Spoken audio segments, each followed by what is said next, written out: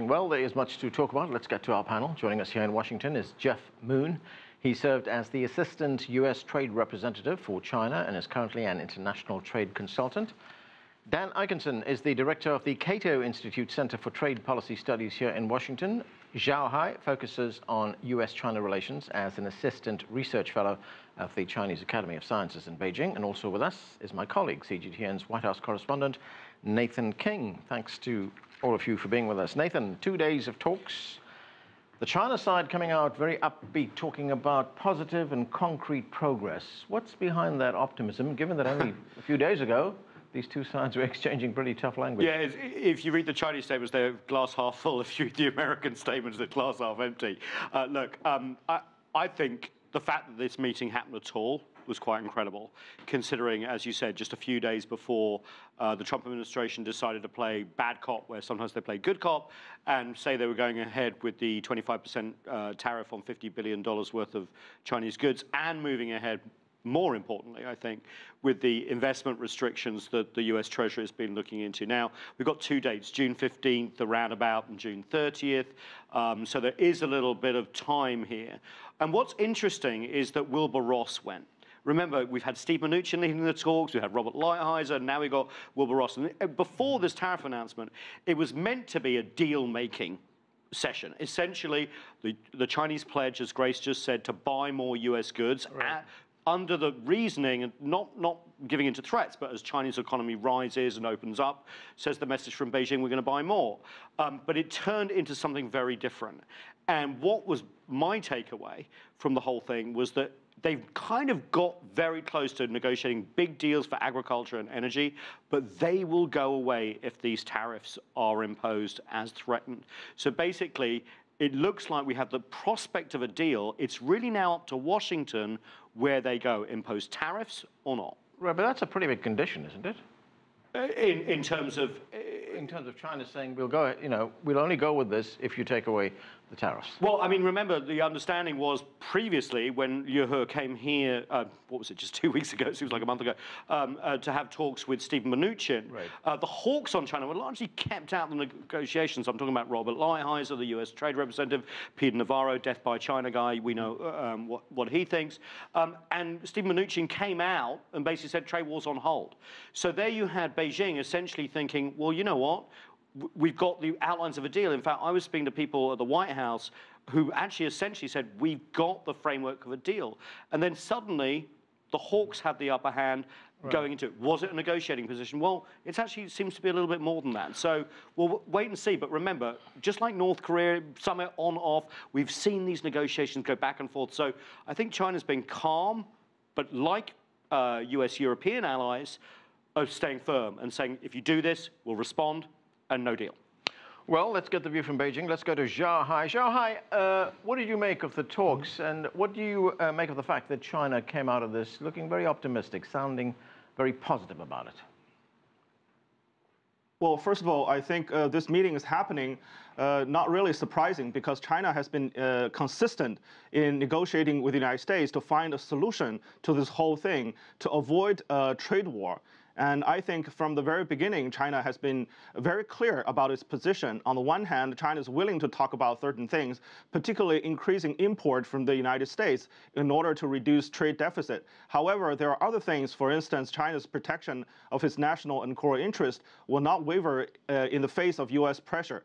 So I think the gesture to welcome Wilbur Ross, Secretary Wilbur Ross, to Beijing is China's continuous position displayed. And also, I think China's work, particularly with the positive and constructive outcome of this meeting, meaning that China is still willing to talk if the United States put the trade war on hold. And I would add, from the very beginning, the United States should not use punitive trade measures against China to pressure China to get its results. But now China stay calm and welcome this continuous talk. But if the United States trying to ultimately impose trade measures against China, and China will definitely retaliate. So I think time is limited, and without further progress, particularly without softening of position from the U.S. side, it's very hard to continue this trade talk. Dan, what do you make of that tactic of using punitive measures or threatening punitive measures against China to get concessions? I think it's a terrible idea. It's certainly a departure from about 80 years worth of trade policy history, certainly in the United States. The 13 presidents prior to Trump saw trade as a win-win proposition. This president sees trade as a zero-sum game. He has used the leverage of the threat of tariffs to try to compel Canada and Mexico and the Europeans to bend to his will. That has failed so far. I think this sets a terrible precedent, and he's really playing with fire. Right now, the U.S. agricultural community is up in arms and concerned about retaliation. If the president wants to do something to make good on a campaign pledge, imposing tariffs on imports is going to raise the cost of production for U.S. manufacturers. The retaliation coming our way will reduce revenues for exporters. That squeezes profits from both ends. Those are the profits of the manufacturing sector, the agribusiness sector, that need to be invested to create jobs allegedly for Trump supporters. Jeff, what do you make of what is going on now? And you know, the complaint that we've heard from the United States pretty often from President Trump is that there is a huge trade imbalance with China. And from what you've seen and what you've heard, especially these last 2 days of talks, do you see that going any way towards redressing that imbalance? I do. The fact that he sent the Commerce Secretary Wilbur Ross there is the signal that he was emphasizing mostly the trade deficit. Wilbur Ross's primary responsibility is promoting U.S. exports abroad. So that was the focus, and that's why purchases, I think, were the primary topic. However, he went with a multi-agency delegation. He went with people from USTR, Treasury, he went with Energy Department and the Agriculture Department, others as well. So my guess is, we really don't know from the statements because they're too vague as to whether progress was achieved. My guess is that there were multiple tracks that they were negotiating on, that there probably was significant progress, especially with regard to purchases, because China doesn't necessarily object to that, but that there was never going to be an agreement that was going to come out of this meeting, simply because Ross was not empowered to do that. Trump reserves that for himself, and we all know that a year ago, Ross reached an agreement on overcapacity. At the comprehensive dialogue, Trump reversed him. I don't think anybody wants to go through that exercise again.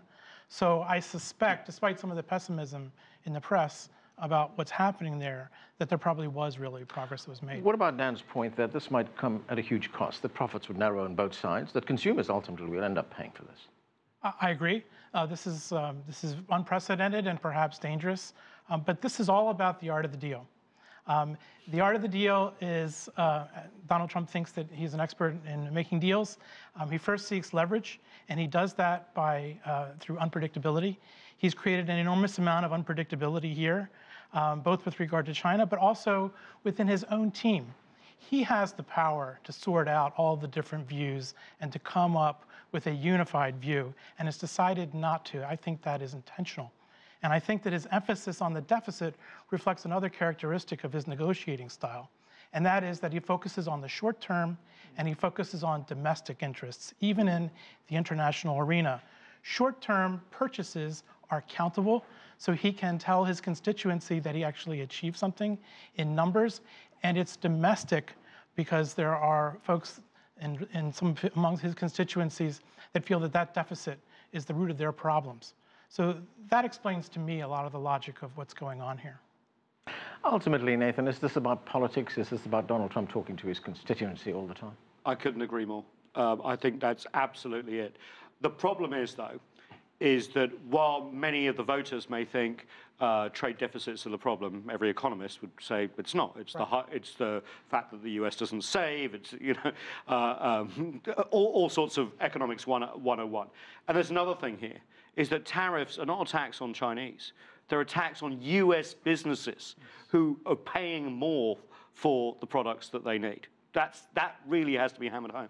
So by the time November comes around, you could have tobacco farmers in South Carolina, North Carolina. You could have juice growers in Florida. You know what I'm saying. And you know that the Europeans and the Chinese know exactly which counties to target when they make countermeasures. And I don't know if the president has taken that into account. And perhaps more importantly, I don't know if the hawks, the people who really want to change the trading relationship of the U.S. with the rest of the world, have taken that into account. You hear Wilbur Ross, Peter Navarro, Robert Lighthizer talking about short-term pain. Well, a lot of those guys are millionaires, and these farmers aren't. And I feel there could be a disconnect with the base. That's just me personally. Zhao Hai, there's been a great deal of fear that this could escalate into a full-scale trade war. Do you think for now that that has been averted? Well, I think there's a possibility, but I want to make 2 points. First of all, I don't think China's purchase of American agricultural products and energy is really short-term. There are long-term plans because China is in shortage of certain agricultural products from the United States. China has huge demand of those. For instance, China is importing tens of millions tons of soybean from the United States, and also China is in great demand of natural gas. If the United States can supply that, that's going to be long-term purchase from the Chinese side. And also the United States, if they want to export LNG and oil products, they need to build infrastructure, and China has agreed to build that infrastructure. So I think that's long term. And secondly, if deficit is really the problem, then the U.S. should relax its high-tech export control, which can really reduce the deficit significantly. However, because of all kinds of national security excuses, the United States refused to do that, and a lot of dual-use products is not really useful in military means. So I think if you combine this together, there really can be a solution to this problem. But right now, as your guest has rightly pointed out, because of domestic reasons and because of Trump's really irrational thinking on the trade, his poor understanding of the global trade system, now we have a huge problem at our hands. So Dan, now we have a situation where the Chinese will not make any promises to buy more American goods as long as the Trump administration does not make its commitment not to impose more tariffs. That's right. I think the tariff thing is almost beside the point. The trade deficit is a fictitious sort of pursuit to try to correct that. There's nothing wrong with running a trade deficit. In fact, it's getting larger because the U.S. economy is doing very well. What we need to be focusing on, though, is the fact that over the past 10 years, there's been a shift in attitude toward China among policymakers here in the United States. There is growing concern. There was less concern when China graduated from a subsistence economy to a manufacturing powerhouse. But when it set its sights on sort of leapfrogging the United States to the technological fore and had indigenous innovation policies and Made in China 2025, and there were forced technology transfers and these kinds of things, it sort of played to this narrative, and something has to be done about that. The guest in Beijing suggested, relaxing export controls. That's not going to happen right now. There's just nobody in Congress that's in the mood for that. If you see what's been happening in Congress, they're objecting most to Trump's suggestion that he's going to let ZTE off the hook, and they really don't want that to happen. What we need to have happen is, look, we have a lot of gripes. Beijing has gripes about the United States. Let's sit down at the table with not one of these transitory sort of talks. Let's have a bilateral investment treaty concluded, right, or a free trade agreement concluded. In fact, this might play to Trump and Wilbur Ross to say that China is suggesting it will lower its tariffs to the world. Well, if we have a free trade agreement with China, they can lower these tariffs to the United States. Absolutely. And the U.S. exporters would benefit more from that. Dan, what about Zhao Hai's point that when it comes to things like China buying agricultural products from the United States, that it's not a short-term thing, it's a long-term thing. China needs those products in the long term. So does that reduce China's leverage? Well, no. I mean, China can always play Russia off against the United States or Argentina or Canada, as it has for years. There's a real politic going on here. Trade's not zero-sum, is it? I mean, trade's global. Trade is global, and companies need to compete. We need to compete for investment. I think if China were able to come to the table and open up more of its sectors to foreign investment, that would be a huge win. That would be very meaningful. Right now, when we're talking about all this tit-for-tat stuff, after the $50 billion, if Trump gets out of bed on the wrong side of bed and he's in a bad mood and wants to add another $100 billion, China can't go to $100 billion of U.S. exports because we're maxed out. Right. But our businesses in China, U.S. businesses, sell about $500 billion a year. Right. So they have a big stake in this, and they need to get some stuff in writing. And I think we can improve the relationship as long as we divorce the security aspect from the trade aspect and demonstrate how we can cooperate on trade, and then focus on what really is a security problem, whether they're real or whether they're sort of blown out of proportion. Jeff, if we look at the process so far, and it's a point that Zhao Hai raised a moment ago, why did President Trump invoke national security concerns? That's a very good question. I don't think that most people that have been involved in international trade favor him doing so. But I think that it did give him greater authority than he would otherwise have. And frankly, I think he undercuts the American position because in many respects, we believe that China invokes national security in many areas that are unnecessary. For example, cloud computing.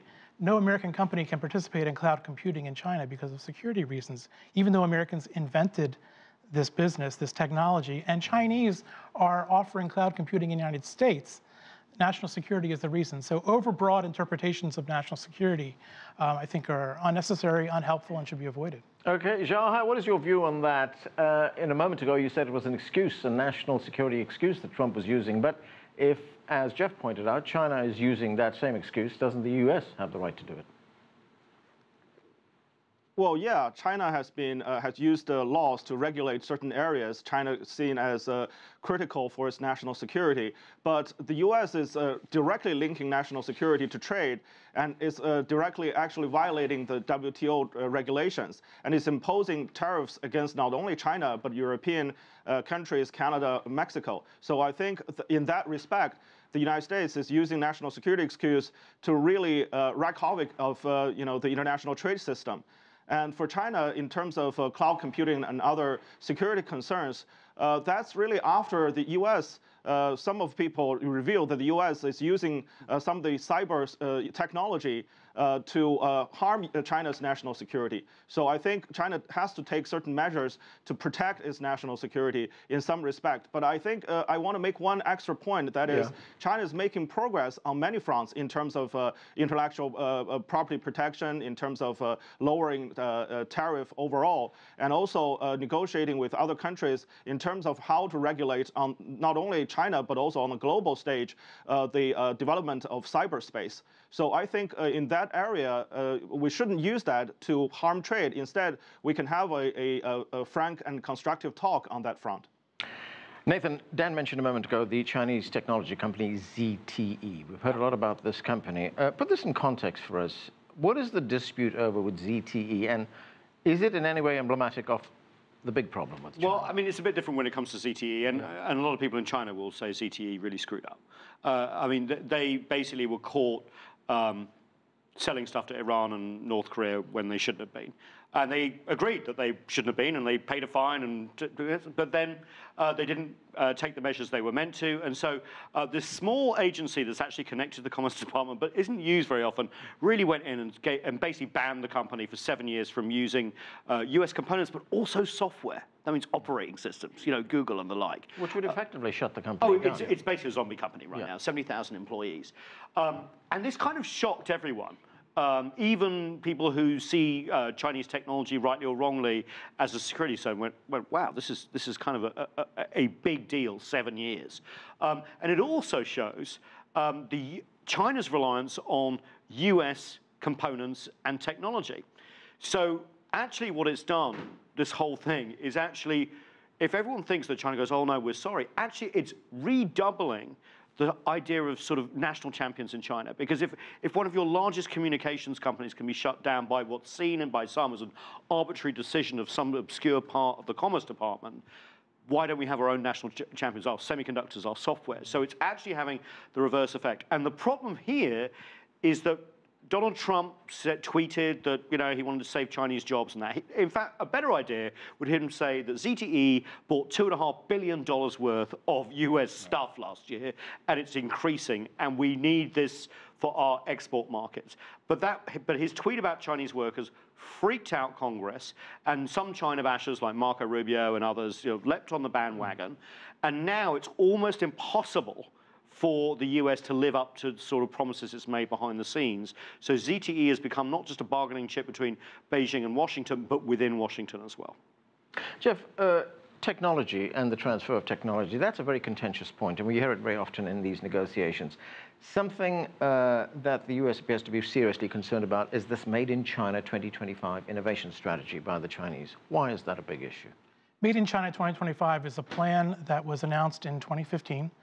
It addresses 10 different technology sectors, and it is a government-driven, funded, and implemented plan to gain technological superiority in those sectors and to displace foreign competitors both in China and overseas. So the reason people are concerned is that, one, it uses non-market mechanisms in order to accomplish this, and essentially the goal is explicitly in the plan is to eliminate foreign competitors. This gets to the foundation of international trade and comparative advantage. We trade because you have something that I can use. I have something that you can use. So this is a case where China is saying, we have something that you can use, but our specific plan is to eliminate the ability for you to gain any benefit out of this trading relationship. So this is really a fundamental problem, and it's all government-driven. This is not a market mechanism. Market competition is fine, but this is a government-driven process. Which is why I want to ask Dan about that. No, I would say many experts point to a problem here, and that maybe the Chinese government needs to allow foreign companies to participate in Made in China 2025.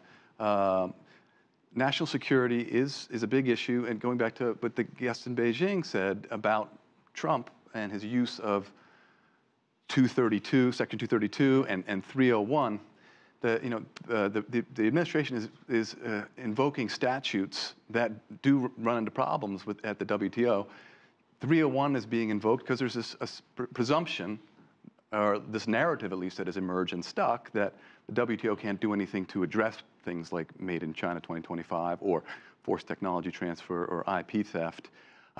So this is opening up a whole can of worms using this law. The Section 232, the reason that was invoked is because it gives the president broad latitude to define a national security threat and to figure out how to mitigate that threat. So he decided, well, this is a great way to get Canada and Mexico and the EU over a barrel, and we can demand things from them. So far, it doesn't seem to be working with respect to Canada and Mexico. And if we're looking at the rivalry between the United States and China, and yes, there's a lot of cooperation, trade is important, but if you look at the rivalry, they're kind of snickering about this, I think. And Canada's not too happy about being cast as the hostile actor. Yes. Right, Nathan, go ahead. Well, I just think I want to talk about this Made in China 2025 thing, because I think the Western media have kind of freaked out a lot about this.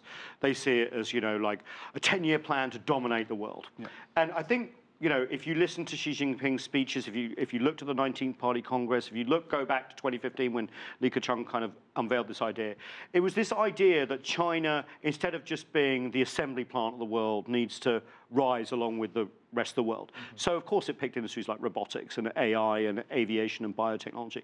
But I don't see in the documents where it's completely closed off. In fact, market will decide is kind of in the language, all that sort of stuff. And I think that if the tensions come down, there's going to be a lot more room, especially when it comes to sort of fifth-generation cell phones with AI, to actually cooperate with multinationals and U.S. tech firms. Well, actually, China 2025 has specific targets of 70% and up. Like 80% of the new energy vehicles in China by 2025 should be domestic. And what makes China unique, or one of the many things that makes China unique, is that the government is both your regulator and your customer. So the regulator can tell the customers, and they will reach that 80% no matter what. So that any foreign participation will be displaced. Zhao Hai, I'm going to get your response to that very quickly. I've got about a minute left.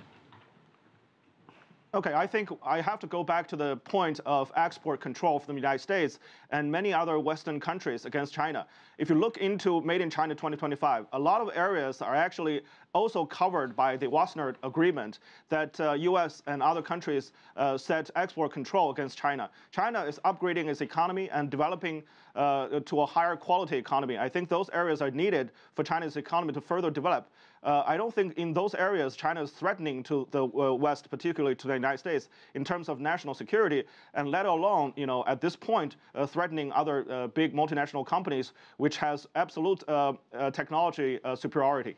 Okay, and that's where we're going to have to leave it. Thanks to all of you for being with us.